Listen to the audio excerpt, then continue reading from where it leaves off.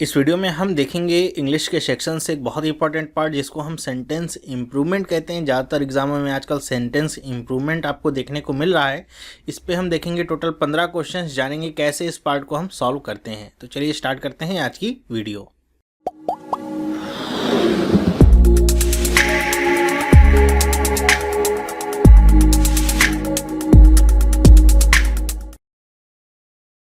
Hello, मेरा नाम चंद्रहास है। स्टडी स्मार्ट में आपका स्वागत है। दोस्तों, इस वीडियो में हम देखेंगे सेंटेंस इम्प्रूवमेंट, जो कि आपके एग्ज़ाम में आपको देखने को मिलता है। अगर आप एग्ज़ाम दे रहे हैं, चाहे बैंक पीओ का या फिर आप मेंस एग्ज़ाम दे रहे हैं या फिर एसएससी के एग्ज़ाम दे रहे हैं, तो आपको सेंटेंस इम्प्रूवमेंट टाइप से भी क्वेश्चंस देखने को मिलते हैं।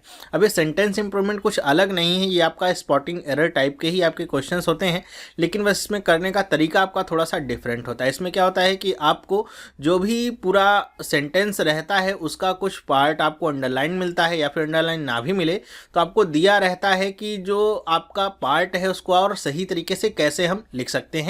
अगर उसमें कोई ग्रामेटिकल मिस्टेक है तो उसको आप सुधार के कैसे लिख सकते हैं। तो ये सारी चीज़ें यहाँ पे आपको करनी होती हैं। तो आपको यहाँ पे ऑप्शन में देखने को मिल जाएंगे सारे सही आंसर, बस आपको सही आंसर का चुनाव करना होता है। स्पॉटिंग एरर में केवल आपको ये देखना होता है कि वहाँ पे किस पार्ट में गलती है, आपको ये नहीं बताना होता है कि उस गलती को सुधार के कैसे और लिखा जाएगा।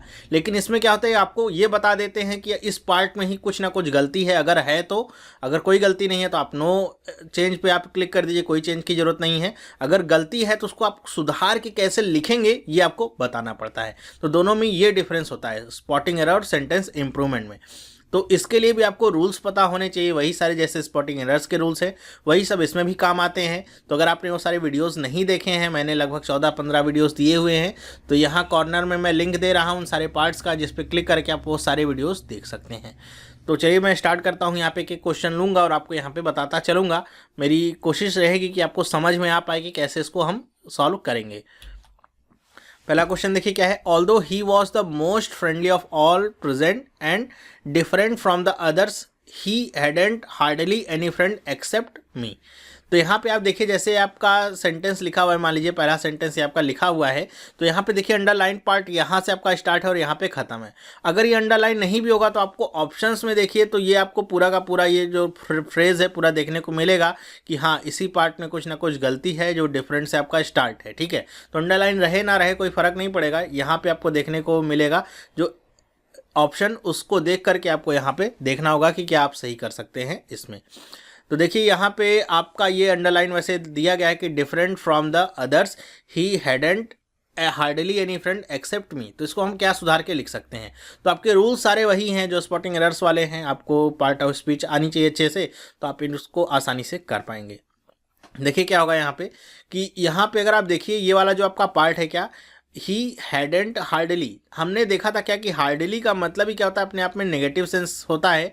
तो यहाँ पे जब आपने हार्डली लगा दिया तो उसके पहले आपको नॉट लगाने की कोई भी ज़रूरत नहीं है। ठीक है, हार्डली ही आपका नेगेटिव सेंस यहाँ पे लेके आएगा कि उसके पास मुझको छोड़ करके और कोई भी दोस्त नहीं है। ठीक है, ही हैडेंट यहाँ पे लगाने की जरूरत नहीं, he had hardly any friend except me, तो आपका ये सेंटेंस सही हो जाता है। ठीक है, तो इस हिसाब से अगर देखा जाए तो इसके ऑप्शन में कौन सा ऐसा ऑप्शन है जो आपका सही है। देखिए, different from others, he hardly had any friend except I, different from others, he hardly had any friend except me. देखिए यहाँ पे भी आपको चेंजेस देखने को मिल रहे हैं, यहाँ पे आई है, यहाँ पे मी है। Different than others, he hardly had any friend except I, या फिर he hardly had any friend except me. कौन सा इसमें से सही होगा। देखिए बहुत कंफ्यूजन यहाँ पे क्रिएट होती है, इसलिए स्पॉटिंग एरर से ये अलग होता है। क्यों? क्योंकि वहाँ पे केवल आपको बता देना है कि अच्छा इस जैसे स्पॉटिंग एरर होता तो मैं ये कह देता कि हाँ इस वाले पार्ट में, यहाँ पे ऐसे अगर ये आपका स्लैश होता तो मैं कह देता इस वाले पार्ट में एरर है, बस इतने से मेरा काम चल जाता। लेकिन यहाँ पे आपको ये नहीं बताना है कि एरर कहाँ पे है।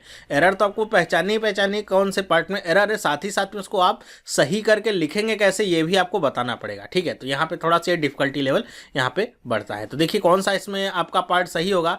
तो ये आपका डी वाला देखिए जो अभी रेड हो गया है, यही आपका क्या होगा, सही आंसर होगा। Different from others, he hardly had any friend except me, ये आपका क्या होगा, सही सेंटेंस होगा। मैंने कहा यहाँ पे आपको नॉट हटा देना है, तो हार्डली आपका जो सेंटेंस होगा वो आपका पहले चला जाएगा, जो कि आपका निगेशन को दिखाएगा।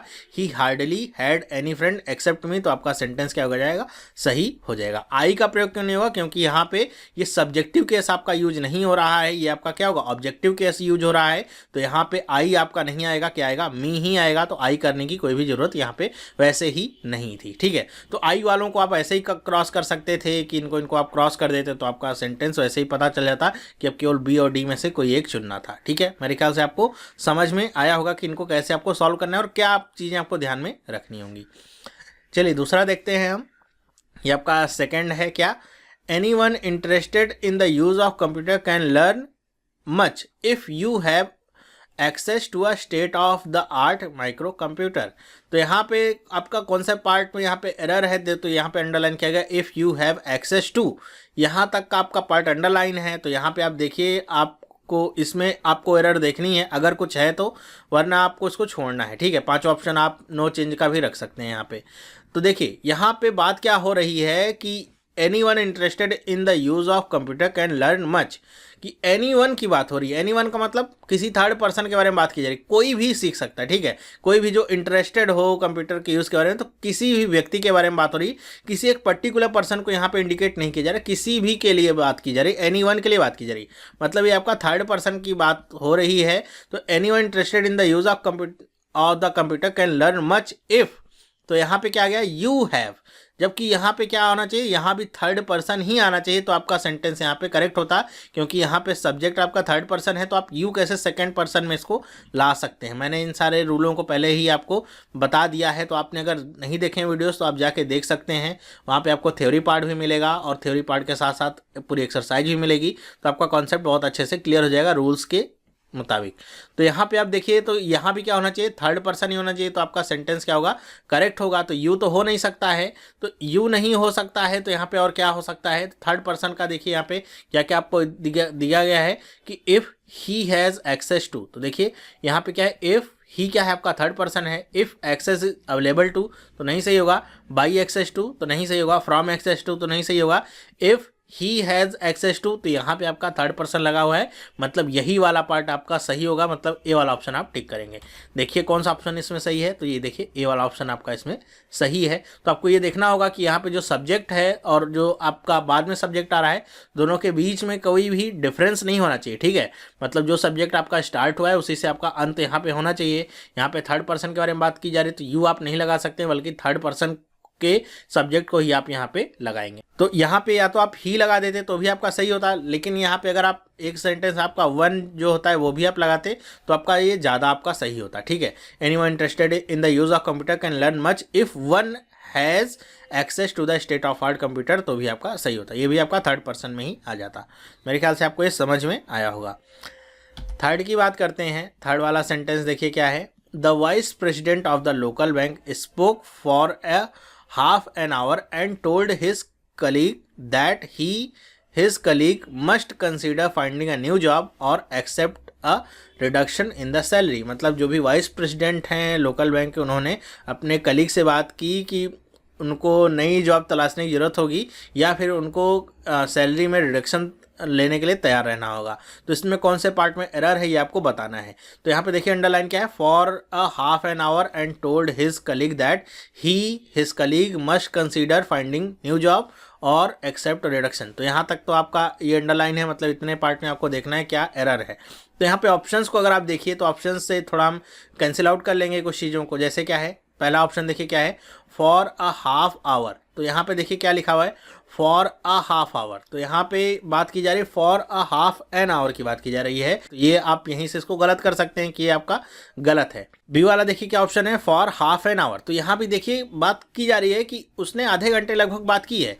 पहले वाले में क्या है, फॉर अ हाफ आवर, इस तरीके से नहीं लिखा जाता है, आधे घंटे को दिखाने के लिए हाफ एन आवर ही लिखा जाता है, मतलब ये वाला तो यहाँ पे सही है। And told his colleague that the colleague must get employed in a new bank. और ये क्या बता रहे हैं कि उसने कहा कि उसके जितने भी कलीग्स हैं उनको नए बैंक में नौकरी मिलेगी, एम्प्लॉयड होंगे वो, जबकि यहाँ पे ऐसी कोई बात कही नहीं जा रही है। वो तो बता रहे हैं कि उनको नई जॉब फाइंड करनी होगी, नई जॉब ढूंढनी होगी, जरूरी नहीं कि उनको बैंक में ही जॉब मिले। और यहाँ पे कोई जॉब देने की गारंटी वो नहीं बता रहे, वो कह रहे हैं कि या तो वो नई जॉब ढूंढ लें या तो सैलरी में जो रिडक्शन हो रहा है उसको एक्सेप्ट करें। तो ये आप देखिए, तो सेंटेंस में जो बात कही जा रही है उसका एकदम कॉन्ट्रेरी आप कह सकते हैं कि ऐसी कुछ बात हो ही नहीं रही जो कि यहाँ पे बताई गई। तो ये वाला ऑप्शन वहाँ से गलत हो जाता है। थर्ड वाला देखिए यहाँ पे क्या है, फॉर हाफ एन आवर, तो ये आपका सही है। फॉर हाफ एन आवर मतलब आधे घंटे तक बात की। And told his colleague to consider finding a new job, ये आपका कह रहे हैं कि and told his colleague to consider finding a new job. C वाला ऑप्शन आपका कह रहा है कि उसने अपने कलीग से कहा कि वो अपने लिए कोई नई जॉब ढूंढे। तो यहाँ पे देखिए क्या है कि and told his colleague that his colleague must consider finding a new job. तो इस पूरे फ्रेज को आसानी के साथ ये रिप्लेस कर सकते हैं किससे, and told his colleague to के बाद आपका प्लस जो भी कंसीडर फाइंडिंग मतलब जो भी आपका वर्ब आ रहा है उससे आसानी से रिप्लेस कर देंगे। तो आपकी मीनिंग में कोई भी डिफरेंस नहीं आ रहा है, जो कि यहाँ पे बार बार रिपीटिशन हो रहा है। Told that he his colleague must finding new job, इसको भी आसानी से रिप्लेस कर दिया जा रहा है। तो सी वाला ऑप्शन आपका सही यहाँ पे हो सकता है। डी वाला ऑप्शन देखिए क्या लिखा हुआ है, नो चेंज। तो यहाँ पे चेंज की जरूरत तो है, तो चेंज की जरूरत है, तो नो चेंज वाला ऑप्शन भी आपका गलत हो जाता है। तो तीनों में चार ऑप्शन थे, तीन तो हमने गलत कर दिए। क्योंकि चेंज क्यों जरूरत है, यहाँ पे हाफ के पहले आ नहीं लगेगा, ठीक है। तो चेंज की जरूरत तो है, तो यहाँ पे हाफ के पहले आ नहीं लगाया, हाफ एन आवर सही लिखा हुआ है। एंड टोल्ड हिज कलीग, अब ये आपका सेंटेंस का इंप्रूवमेंट हो रही है। इंप्रूवमेंट का मतलब कि ठीक है, लेकिन इसको अगर हम इस तरीके से अगर लिखते हैं तो सेंटेंस आपका काफ़ी इंप्रूव हो जाता है, थोड़ा कॉम्पैक्ट हो जाता है, और यहाँ पे जो अर्थ होता है वो भी आपका बदल नहीं रहा है। तो इसलिए अब इसमें कौन सा ऑप्शन सही होगा, सी वाला ऑप्शन इसमें सही होगा। मेरे ख्याल से आपको समझ में आया होगा।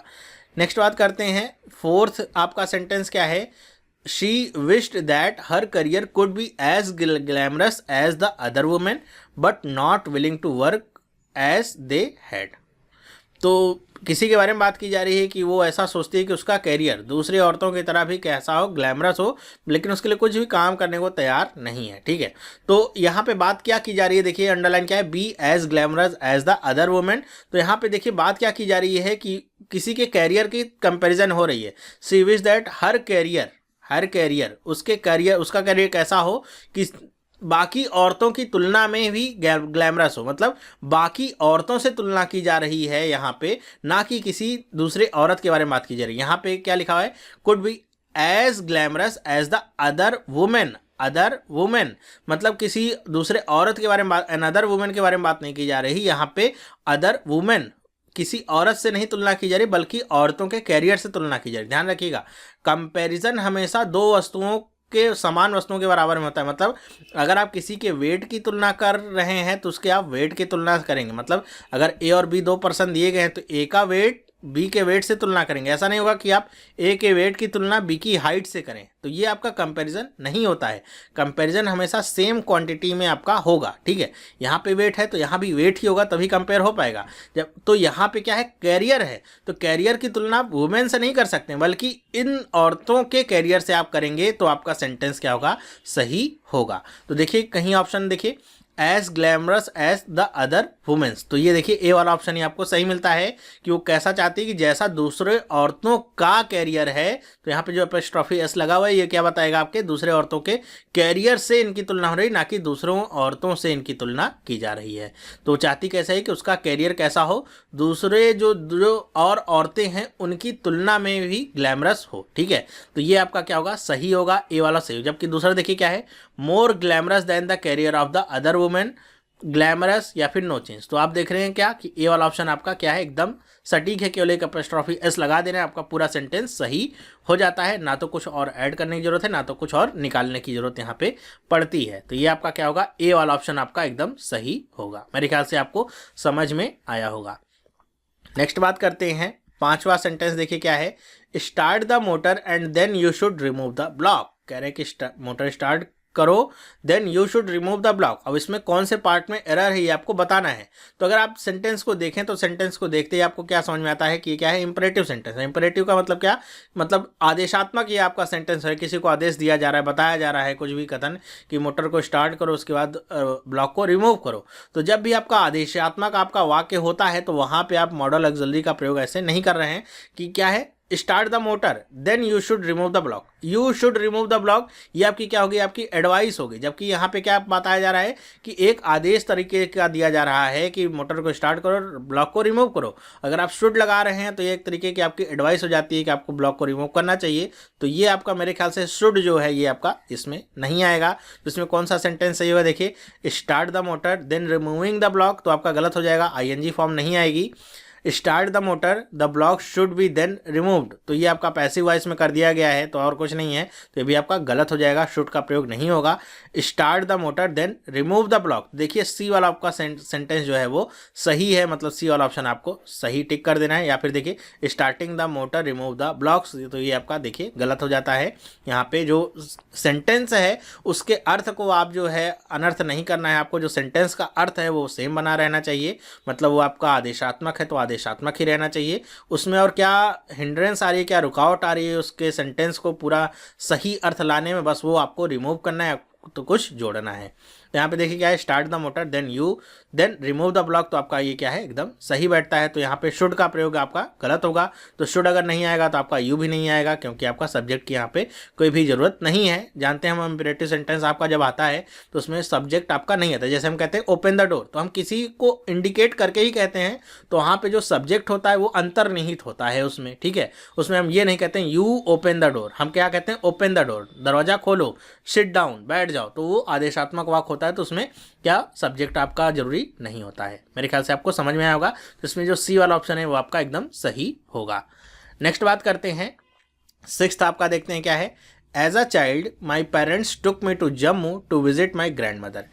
कह रहे हैं कि as a child my parents took me Jammu to visit my grand mother, कि मेरे पेरेंट्स एज अ चाइल्ड बच्चे की तरह मुझे मेरे पेरेंट्स कहाँ पे ले गए, जम्मू मेरी ग्रैंड मदर के पास विजिट करने के लिए। तो यहाँ पे आपका कौन से पार्ट में देखिए पूरा का पूरा ही अंडरलाइन है, तो ऑप्शंस को देखिए क्या है, when I was a child my parents took me to Jammu to visit my grand mother, ये वाला आपका ऑप्शन सही है। My parents took me as a child to Jammu to visit my grand mother, ये वाला सही है। My parents took me Jammu to visit my grand mother as a child सही है। या a child my parents took me to Jammu to visit my grand mother. तो यहाँ पे देखिए आपको 4 ऑप्शन आपको दिए गए थे, चारों आपने पढ़ लिए हैं। अब यहाँ पे आपको समझना क्या है कि कहाँ पे गलती है। यहाँ पे गलती क्या है, देखिए एज अ चाइल्ड आपका जैसे फ्रेज आपका स्टार्ट होता है कि बच्चे की, एज अ चाइल्ड बच्चे की तरह, माई पेरेंट्स, तो यहाँ पे ये सब्जेक्ट आ रहा है चाइल्ड, ठीक है, एज अ चाइल्ड बच्चे की तरह, तो यहाँ पर भी आपका क्या होना चाहिए, सब्जेक्टिव केस होना चाहिए। तो ये आपका यहाँ पे ये क्या है, ऑब्जेक्टिव केस है। As a child my parents took me, तो ऑब्जेक्टिव केस तो होना नहीं चाहिए, क्या होना चाहिए यहाँ पे, सब्जेक्टिव केस होना चाहिए। तो इसका मतलब क्या है कि यहीं पे आपका पहले पार्ट में कुछ आपका एरर यहाँ पे निकल के आती है। तो यहाँ पे देखिए पहला सेंटेंस अगर आप पढ़िए क्या है, when I was a child, कि जब मैं बच्चा था, when I was a child my parents took me to Jammu to visit my grand mother. तो ये अब देखिए आपका अगर पहला सेंटेंस देखिए कि अब बता दिया गया when I was a child, तो चाइल्ड के लिए आई का प्रयोग हो गया है कि जब मैं बच्चा था, then my parents took me Jammu to visit my grand mother, तो ये आपका सही हो जाता है। जबकि यहाँ पे क्या है, एज अ चाइल्ड के बाद आपका सब्जेक्ट आपका इंट्रोड्यूस नहीं होता है, डायरेक्ट आपका ऑब्जेक्ट आ गया है माई, तो इसकी वजह से क्या हो जाता है, सेंटेंस गलत हो जाता है। या फिर इसको आप दूसरे तरीके से कैसे लिख सकते थे, अगर आपको एज अ चाइल्ड चेंज नहीं करना है तो एज अ चाइल्ड, तो चाइल्ड के बाद ध्यान रखिए जो आपका ये फ्रेज है चाइल्ड, इसके लिए आपका सब्जेक्ट आना जरूरी है, एज अ चाइल्ड। तो यहाँ पे as a child I was taken by my parents, तो ऐसे करके भी आप सेंटेंस को स्टार्ट कर सकते थे, तो आपका सेंटेंस सही होता। या फिर आपको यहाँ पे अगर माई रखना है तो आपको पहला वाला सेंटेंस चेंज कर देना होगा। तो यहाँ पे जैसा चेंज किया गया है, ये आपका जो सेकेंड पार्ट है पूरा अनचेंज्ड है, पहले वाले पार्ट में चेंज किया गया है, चाइल्ड के लिए आई को इंट्रोड्यूस कर दिया गया है, तो आपका सेंटेंस एकदम सही हो गया है। When I was a child my parents took me to visit my grand mother, तो आपका सेंटेंस सही हो गया है। तो छठे वाले में आपको क्या इंप्रूवमेंट करनी है, ए वाला पार्ट आपका सही होगा, सही इंप्रूवमेंट वहाँ पे की गई है। नेक्स्ट देखते हैं, although he was liable to make political enemies with the decision, the finance minister will propose several tax cuts that may both stimulate business and reduce the availability of loans। तो यहाँ पे देखिए आपका liable to की बात की जा रही है, तो यहाँ पे गलती हो सकती है। क्या क्या गलती है? Liable from, able to, of a mind to, या फिर नो चेंज। कौन सा पार्ट है? तो यहाँ पे अगर आप देखिए although he is liable to make political enemies with the decision, तो यहाँ पे बात की जा रही है भविष्य की। The finance minister will propose severe tax cut, तो यहाँ पे बात की जा रही है कि फाइनेंस मिनिस्टर ऐसा करेंगे। तो यहाँ पे बता रहे हैं किसकी वजह से उनके कई सारे पॉलिटिकल एनिमीज बन सकते हैं, liable to make political enemies. तो ध्यान रखिए जब भी आपका टू का प्रयोग यहाँ पे होगा, जैसे लाइबल के साथ यहाँ पे टू का प्रयोग हुआ है, तो ये हमेशा भविष्य के बारे में बताने के लिए ही बात की जाती है, फ्यूचर के लिए ही बात की जाती है। अगर यहाँ पे आप फ्रॉम लगाएंगे या फिर able to, of mind to, तो सारे सेंटेंस वो अर्थ आपके नहीं निकालते हैं। Although he is liable to make political enemies with the decision, मतलब कि इसकी वजह से उनके पॉलिटिकल एनिमीज बनने के चांसेस हैं। ठीक है, तो ये आपका क्या है, एकदम सही है मेरे ख्याल से। तो यहाँ पे कोई भी आपका चेंज नहीं होना चाहिए, आपका एकदम सही सेंटेंस है। और अगर यहाँ पे कुछ और होता लाइबल फ्रॉम, तो हम उसको बदल के टू कर देते, क्योंकि टू आपका जब भी होता है तो आपके भविष्य के बारे में बात की जा रही होती है, तो उसके लिए आपका लगाया जाता है। चलिए देख लेते हैं कौन सा इसमें सही होता है। तो देखिए नो चेंज वाला आपका सेंटेंस क्या है, एकदम सही है। ठीक है, मेरे ख्याल से आपको समझ में आया होगा। नेक्स्ट बात करते हैं, an orangutan's intelligence is as superior to that of a man. कि ओरेंगुटैन के बताने की कोशिश करें कि ओरेंगुटैन जो होता है वो उसकी जो इंटेलिजेंस होती है वो आदमियों से भी ज़्यादा अच्छी होती है, उससे भी ज़्यादा सुपीरियर होती है। तो यहाँ पे एरर कौन से पार्ट में, is as superior to that of man. तो ध्यान रखिएगा जब भी हम जूनियर, सीनियर, सुपीरियर इन सब की बात करते हैं तो इसके बाद हमेशा हम टू का प्रयोग करते हैं और कुछ नहीं प्रयोग करते हैं, और ना तो उससे पहले एज वगैरह का प्रयोग करते हैं। तो यहाँ पे ना तो एज का प्रयोग होगा, ना तो यहाँ पे दैट का प्रयोग होगा। तो an orangutan intelligence is superior to man, तो आपका सेंटेंस सही हो जाएगा। तो ये सारी चीज़ें मैंने पहले ही बताई हुई हैं, आपने अगर देखे होंगे नियम तो सब आपको याद होगा। तो चलिए देख लेते हैं। मेरे ख्याल से इसमें कौन सा, इज मोर सुपीरियर टू, नहीं मोर नहीं आएगा, इज सुपीरियर टू। तो मेरे ख्याल से बी वाला ऑप्शन आपका सही होगा। देखते हैं कौन सा ऑप्शन सही है। तो देखिए बी वाला ऑप्शन यहाँ पे सही है, तो ये आपका सही होगा। तो ध्यान रखिएगा कभी भी इस तरह के सेंटेंस आते हैं तो सुपीरियर के बाद हमेशा टू का प्रयोग होगा और उसके बाद कुछ भी प्रयोग नहीं होता है। मेरे ख्याल से आपको समझ में आया होगा। नेक्स्ट बात करते हैं, in the modern world it is difficult to live through one's idols. तो ये आपका क्या है सेंटेंस है। अब यहाँ पे to live through one's idols, इस पार्ट में आपको कह रहे हैं कि एरर है, तो इसमें बताइए कौन सी एरर है। ऑप्शन देखिए क्या है, to live up to live by, to live for, या फिर कोई भी इंप्रूवमेंट की जरूरत नहीं है। इनमें से कौन सा सही है आपको बताना है। तो यहाँ पे अगर मैं एरर की बात करूँ तो आपका एरर कौन से पार्ट में है, तो ये देखिए आपका क्या होता है, टू लिव अप टू होता है आपका, ये आपका आइटम समझ सकते हैं, to live up to. To live up to का मतलब क्या होता है, कोई भी एक्सपेक्टेशन होती है उसके आगे बहुत सारी चीज़ें जुड़, जैसे यहाँ पे वंस आइडियल्स है ये जुड़ सकता है, to live up to one's reputation जुड़ सकता है। तो कई सारी चीज़ें, to live up to one's word जुड़ सकता है, कई सारी चीज़ें यहाँ पे जुड़ सकती हैं। तो यहाँ पे ये जो आपका पूरा फ्रेज होता है क्या होता है, लिव अप टू होता है, ना कि टू लिव थ्रू होता है। ठीक है, तो ये आप ध्यान रखिएगा। कई सारे एग्जाम्स में इस तरह के आपके सेंटेंसेस पूछे जाते हैं जहाँ पे इस तरह की आइटम्स की मिस्टेक होती है। अगर आपको आइटम्स सही से नहीं पता है तो आप नहीं कर पाएंगे, या फिर फ्रेजेस आपको सही से नहीं पता है तो इस तरह की जो मिस्टेक्स हैं वो आप सही नहीं कर पाएंगे। अगर पता है तो एक नज़र में देखते ही पता चल जाएगा कि यहाँ पे टू लिव अप टू होता है वंस समथिंग, ये आप ध्यान रखिएगा क्या होता है, टू लिव अप टू, और यहाँ पे आपका क्या होता है, टू वंस समथिंग। यहाँ पे समथिंग का मतलब क्या है, इसके आगे बहुत सारे वर्ड आपके जुड़े, आइडल्स जोड़ सकते हैं, रेपुटेशन जोड़ सकते हैं।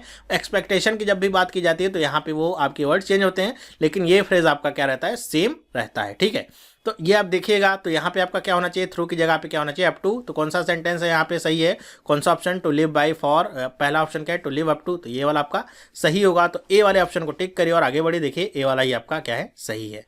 नेक्स्ट बात करते हैं, I have dreamed all my life to own a beautiful maroon coloured car. कि आई हैव ड्रीम्ड ऑल मतलब पूरी ज़िंदगी उसकी ये ख्वाहिश रही है कि उसके पास एक मैरून कलर की ब्यूटीफुल कार हो। तो इसके कौन से पार्ट में एरर की बात की जा रही है, टू ओन अ। अब यहाँ पे इसकी जगह पे क्या होना चाहिए, of owning, to owning, at owning, या फिर कोई इंप्रूवमेंट की ज़रूरत नहीं है। तो यहाँ पे आपका क्या सही यहाँ पे हो सकता है ऑप्शन, ये आप मुझे बताइएगा। ये आपका होमवर्क है कि आपका सही सेंटेंस क्या हो सकता है या सही ऑप्शन इसमें से क्या हो सकता है। तो आप होमवर्क है, इसको थोड़ा सा सोचिएगा फिर मुझे बताइएगा क्या इसमें सही होगा। नेक्स्ट बात करते हैं, recently had he insured for a mediclaim policy. यहाँ पे बात की जा रही है रिसेंटली ही हैड, मतलब कि हाल ही में उसने मेडिक्लेम पॉलिसी के लिए इंश्योरेंस अपनी ली है। तो कौन सा इसमें एरर है पार्ट, तो देखिए पूरा का पूरा ही अंडरलाइन है, इसमें से कोई एक आपका एरर होगी। तो ऑप्शन देखते हैं क्या है, he had recently insured for, recently he insured for, he insured recently for, या फिर नो इम्प्रूवमेंट। तो यहाँ पे देखिए आपका जो सेंटेंस है क्या है, बात की जा रही है कि उसने हाल ही में मेडिक्लेम पॉलिसी ली है। तो आपका जो सेंटेंस है वो आपका रिसेंटली से आपका स्टार्ट नहीं होता, जबकि रिसेंटली आपका कहीं बीच में आएगा। तो यहाँ पे देखिए सी वाला तो आपका एकदम सही गलत है, ही इंश्योर्ड रिसेंटली फॉर, ये आपका क्या है एकदम से गलत है। रिसेंटली ही इंश्योर्ड फॉर, तो ये आपका क्या है गलत है, पास्ट यहाँ पे हैड का प्रयोग नहीं किया गया है। तो ये आपका ए वाला ऑप्शन सही बचता है, he had recently insured for, तो ये आपका क्या हो जाता है, सही हो जाता है। तो इसमें देखिए कौन सा ऑप्शन सही है, तो ए वाला ऑप्शन आपका सही होता है, तो ये आपका सही होगा। तो इस तरीके से आपको इसको देखना होगा कि यहाँ पे आप देखिए कुछ भी गलत नहीं था, बल्कि यहाँ पे क्या था कि जो सेंटेंसेज हैं इनके प्लेसेस को आप बस चेंज कर दीजिए तो आपका सेंटेंस सही अर्थ में निकल के आ जाता है। तो ये आपको ध्यान रखना होगा, कई बार आपको रीअरेंजमेंट करना होगा सेंटेंसेस का, मतलब कोई भी गलती नहीं हुई, कुछ भी एक्स्ट्रा जोड़ना नहीं है, बस उसको रीअरेंज कर लेना है, तो आपका जो सेंटेंस होता है वो सही हो जाता है। नेक्स्ट बात करते हैं, she cut a sad figure in her first performance on the stage. इसमें कौन से आप पार्ट में एरर है, तो she had cut a sad figure. अब देखिए ये आपका क्या है, कट अ सैड फिगर जो लिखा गया है ये आपका क्या है गलत है। क्यों गलत है, अब मैं देखते ही ये पहचान लूँगा, अगर आपको ही पता होगा तो आप भी देखते ही पहचान लेंगे, ठीक है। और इसमें कोई भी पार्ट में एरर नहीं है, इसी पार्ट में एरर है। ये आपका एक आइटम होता है, क्या होता है, कट अ सॉरी फिगर, ये आपका आइटम होता है, ना कि सैड फिगर। कट अ सॉरी फिगर का मतलब क्या होता है, शर्मिंदा होना, ठीक है, उसके लिए यूज़ किया जाता है। ये आपका आइटम होता है कट अ सॉरी फिगर। ये आपको नहीं पता है तो आप इसको नहीं कर पाएंगे। Made a sorry figure, cut a sorry figure, cut a sorry ये फेस है, ये फिगर है, नो इम्प्रूवमेंट। तो अगर आपको पता नहीं होगा तो आप इसमें कोई भी ग्रामेटिकल रूल नहीं लगा पाएंगे, क्योंकि ग्रामेटिकल तौर पे कोई भी एरर नहीं होती। देखिए सेंटेंस इम्प्रूवमेंट में यही आपकी खास बात होती है कि ग्रामेटिकल रूल इसमें अगर नहीं लग रहे हैं तो आपका देखेंगे एड यहाँ पे कोई भी आइटम या फिर फ्रेज आपका कोई गलत होता है। तो यहाँ पे क्या होगा, कट अ सॉरी फिगर, ये आपका सही होगा। तो यहाँ पे देखिए क्या है, सैड फिगर की जगह पे क्या होना चाहिए, सॉरी फिगर। सॉरी फेस नहीं होगा, क्या होगा, सॉरी फिगर। तो सी वाला ऑप्शन आपका सही है। मेरे ख्याल से आपको समझ में आया होगा, और ये सारी चीज़ें आप नोट भी करते रहिए, ताकि आगे अगर कहीं पे देखने को मिले आपको तो यहाँ पे तुरंत आप टिक करिए और आगे बढ़िए। फिर नेक्स्ट बात करते हैं, क्या है आपका, no sooner he reached home then all the villagers gathered. तो हमने देखा था नो सूनर आपका जो आपका ये सेंटेंस का एक स्ट्रक्चर होता है, कैसे होता है कि नो सूनर होता है और इसके बाद आपका क्या होता है, देन का प्रयोग होता है। तो सबसे पहले वो चेक कर लीजिए, नो सूनर है उसके बाद देन का प्रयोग है, मतलब ये तो आपका स्ट्रक्चर सही है। फिर एक चीज़ हमने और क्या देखी थी, नो सूनर, हार्डली, इस तरह के जो सेंटेंस होते थे तो इनके बाद आपका क्या यूज़ होता था, इनके बाद आपका जो भी वर्ब होता था वो आपका यूज़ होता था। यहाँ पे क्या यूज़ हुआ है, सब्जेक्ट यूज़ हुआ है। No sooner he reached home, ये आपका क्या है, गलत है, स्ट्रक्चरिंग इसकी गलत है। तो यहाँ पे क्या आना चाहिए, अगर ये देखिए आपका क्या है, ये आपका पास्ट ये आपका परफेक्ट नहीं है बल्कि आपका पास्ट इंडेफिनिट में है। तो आपको पास्ट इंडेफिनिट का देखना होगा, हेल्पिंग वर्ब कौन सा है, तो पास्ट इंडेफिनिट की हेल्पिंग वर्ब क्या होती है, डिड। तो यहाँ पे डिड का प्रयोग होगा। वैसे तो आप देखिए कि 95% आपका हमेशा यहाँ पे नो सूनर हार्डली के बाद हैड का प्रयोग ही होता है, लेकिन अगर यहाँ पे सेंटेंस आपका पास्ट इंडेफिनिट में है तो उसकी जगह पे आपको डिड का प्रयोग करना होगा, और ये भी आपका सही होता है। मैंने पहले आपके वीडियोस में बताए हुए हैं कि आपके ज़्यादातर आपका हैड का प्रयोग होता है, लेकिन कहीं कहीं पे आपका डिड का प्रयोग भी होता है। तो इस तरीके से आपको समझना होगा, कैसे समझेंगे कि यहाँ पे हैड का प्रयोग होगा कि डिड का, जबकि ऑप्शन देखिए क्या है, वुड तो होगा नहीं, ये देखिए डिड ही रीच होगा या फिर हैड ही रीच्ड होगा, दोनों में से कौन सा ऑप्शन सही होगा। तो आपको पहचानना ऐसे होगा कि यहाँ पे पास्ट इंडेफिनिट है तो इसी की आपकी क्या आएगी, हेल्पिंग वर्ब आएगी, मतलब क्या आ जाएगा, डिड आ जाएगा। तो जब यहाँ पे डिड आएगा तो ये आपका सेकेंड फॉर्म से हट करके फर्स्ट फॉर्म में चला जाएगा, क्या हो जाएगा, डिड ही रीच, मतलब बी वाला ऑप्शन आपका सही होगा। टिक करिए और आगे बढ़िए। कैसे टिक कर पाएंगे, जब आपको ये स्ट्रक्चर पता होगा नो सूनर का, तब आप कर पाएंगे, वरना इसमें आप एरर ढूंढते रह जाएंगे, आपको कोई भी एरर मिलेगी नहीं, मिलेगी भी तो आप पहचान नहीं पाएंगे कि उसको सही कैसे करना है। ओके, मेरे ख्याल से आपको समझ में आया होगा। नेक्स्ट आगे बढ़ते हैं, the custom of many centuries ago origin is slowly disappearing. यहाँ पे बात कर रहे हैं कि ऐसे कस्टम्स की, ऐसे रीति रिवाजों की बात करें जो बहुत सेंचुरीज पहले जिनका ओरिजिन हुआ था वो धीरे धीरे विलुप्त हो रहे हैं। तो यहाँ पे देखिए आपका पढ़ते ही आपको समझ में आता है the custom of many centuries ago origin is slowly disappearing. ये आपका जो सेंटेंस यहाँ से यहाँ तक लिखा गया है कुछ आपका सही स्ट्रक्चर में नहीं है, ठीक है। तो इस स्ट्रक्चर को आपको सही करना होगा। तो यहाँ पे देखिए आपको ऑप्शंस क्या क्या दिए गए हैं। The custom which was originated एगो मैनी सेंचुरीज, ये आपका सही होगा, या फिर ओरिजिनेटिंग फॉर मैनी सेंचुरीज आपका सही होगा, या विच ओरिजिनेटेड मैनी सेंचुरीज एगो आपका सही होगा। देखिए सी वाला ऑप्शन आपका सही होगा, एकदम सही आपका स्ट्रक्चर फॉलो क्या होता है। The custom which originated many centuries ago is slowly disappearing, तो ये आपका सही सेंटेंस हो जाएगा। तो सी वाला ऑप्शन आपको सही करना होगा। ये तो बहुत सिंपल था मेरे ख्याल से, ज़्यादातर लोगों को पढ़ के ही समझ में आ गया हो, क्योंकि यहाँ पे कुछ नहीं था, बस आपका जो स्ट्रक्चरिंग थी ये आपकी सही नहीं थी, जो आपका लिखा गया था सब्जेक्ट और ये आपका सब कुछ सही नहीं था। तो सी वाला आपको दिखता है क्या, सही है। ये वाला पहला वाला भी देखिए क्या है, विच वॉज ओरिजिनेटेड एगो मैनी सेंचुरीज, तो यहाँ पे एगो का प्रयोग पहले नहीं बाद में होगा, तो यहाँ पे पहले ला दिया गया, तो ये आपका गलत हो जाता है यहाँ से भी, ठीक है। और यहाँ पे वॉज का प्रयोग कर दिया गया, ओरिजिनेटेड का प्रयोग कर दिया गया है, ये भी आपका गलत हो जाता है। तो यहाँ पे आपका क्या रखना है, प्रेजेंट, ये आपका पास्ट इंडेफिनिट रखना है। तो विच ओरिजिनेटेड मैनी सेंचुरीज एगो, ये आपका एकदम सही स्ट्रक्चर फॉलो कर रहा है। तो देखिए सेंटेंस इंप्रूवमेंट में आपको कई सारी चीज़ें ध्यान में रखनी होती है, तब आप सही ऑप्शन का चुनाव कर पाएंगे। मेरे ख्याल से आपको समझ में आ रहा होगा। देखिए इसमें सी वाला ऑप्शन आपका सही है। नेक्स्ट बात करते हैं। When he heard the rhetorical speech of the leader, he was carried along by his enthusiasm. ठीक है, मतलब जब कि उसने एक रेटिकल स्पीच सुनी अपने लीडर, रेटिकल का मतलब क्या कह सकते हैं, उत्तेजक कह सकते हैं, या फिर ऐसी स्पीच जो कि आपकी सामान्य नहीं हो, तो क्या कह रहे हैं कि वो भी बहुत ज़्यादा इंथुसियाज्म से भर गया, ठीक है। He was carried along by his enthusiasm, मतलब जो लीडर के अंदर जो इंथुसियाज्म था उसके द्वारा वो भी एकदम तृप्त हो गया। मतलब जैसे कहते हैं उकसाने वाली एक स्पीच देते हैं लोग, भड़काने वाली स्पीच देते हैं, तो लोग क्या होते हैं जो उनको सुनते हैं वो एकदम भड़क जाते हैं उनकी बातों को सुन के, उनके तर्क को सुन करके। तो इस तरीके की बात यहाँ पे की जा रही है। अब इसमें कौन से पार्ट में एरर है, तो वो एरर क्या है, ये आपका कैरीड अलॉन्ग में आपकी एरर है। देखिए कैरीड अलॉन्ग जबकि यहाँ पे नहीं होगा, क्या होगा आपका कैरीड अवे होगा, तो आपका सही होगा। ये आपका आइटम होता है, इसका क्या होता है, to get carry away. To get carry away का मतलब क्या होता है, इसका मतलब होता है कि जब आप बहुत ज़्यादा ओवर एक्साइटेड हो जाएं किसी की बातों को सुन करके, किसी को देख करके, और बहुत आगे की सोचने लगें उसी एक्साइटमेंट में जा करके, तो वो क्या होता है टू गेट कैरी अवे, ना कि कैरी अलॉन्ग। कैरी का क्या, कैरी अलॉन्ग क्या होता है कि कैरी समवन अलॉन्ग, ये आपका होता है। तो कैरी समवन अलॉन्ग का मतलब क्या होता है, carry someone along, sorry away लिख दिया, यहाँ पे अलॉन्ग होना चाहिए। कैरी समवन अलॉन्ग का मतलब क्या होता है कि जब आप किसी को अपने साथ परसुएड करें, मतलब अपनी बातों में मिला करके उसको लेकर के चलें, तो वो आपका होता है कैरी समवन अलॉन्ग। जब यहाँ पे बात होगी तो समवन या तो यहाँ होगा या तो फिर इसके बाद होगा।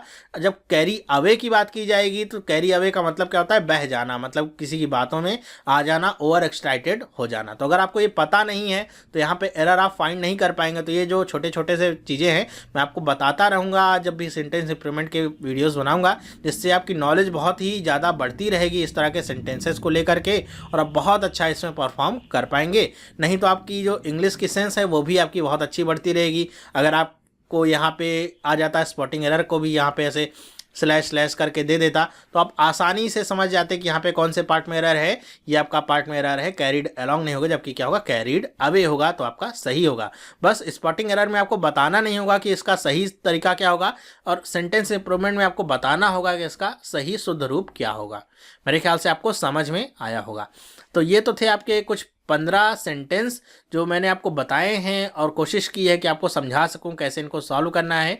कई बार हम ऑप्शंस को लेकर के भी चल सकते हैं कि आप गलत वाले ऑप्शंस को काट दीजिए तो सही वाला ऑप्शन जो बचेगा उसको देख लीजिए, या फिर जब आपको पता है इस तरह की जो एरर्स हैं जैसे आइटम वगैरह से रिलेटेड या फ्रेज वगैरह से रिलेटेड, तो बस आपको फाइंड करना होगा और कुछ नहीं करना है इसमें, बस उसको फाइंड कर लीजिए, आपका सही हो जाता है। और जो पार्ट ऑफ स्पीच के नियम हैं उनको आप ध्यान रखिए, ज़्यादातर वहीं से आपके एरर देखने को मिलती हैं। तो मेरी तरफ से ये प्रयास था, आप लोगों के द्वारा कई सारे कमेंट किए गए थे कि आप सेंटेंस इंप्रूवमेंट पे वीडियोस दीजिए सर, तो मैंने आपको ये वीडियो दिया है। मेरे ख्याल से आपको पसंद आया होगा। पसंद आया तो आप मुझे कमेंट करके बताइएगा कि आपको ये वीडियो कैसा लगा, और तैयारी में जुटे रहिए। अगर आपके एग्जामिनेशन नहीं भी क्लियर हुए हैं तो इसका मतलब ये नहीं कि आप तैयारी छोड़ के बैठ जाइए, फिर जब एग्जामिनेशन में 1 महीना रहे फिर आप तैयारी करिए। आप अगर फेल हो रहे हैं तो आपको तैयारी अपनी सतत लगातार बनाए रखनी है, कॉन्टिन्यूस, तभी आपका जो सफलता मिलने का चांस है वो ज़्यादा हो सकता है। अगर आप ब्रेक कर करके पढ़ाई करेंगे फिर आप सफल नहीं हो सकते हैं। तो कमेंट करिएगा आपको वीडियो कैसा लगा, और होमवर्क जो दिया है उसे भी करने की कोशिश करिएगा, उसका आंसर मैं बता दूंगा आपको नेक्स्ट वीडियो में। अगर आपको वीडियो पसंद आया है तो इसे लाइक करिए, अपने दोस्तों के साथ विशेष शेयर करिए, जिससे ज़्यादातर लोगों तक ये वीडियो पहुँच सके और ज़्यादातर लोग इससे लाभान्वित हो सकें। तो इस वीडियो में बस इतना ही।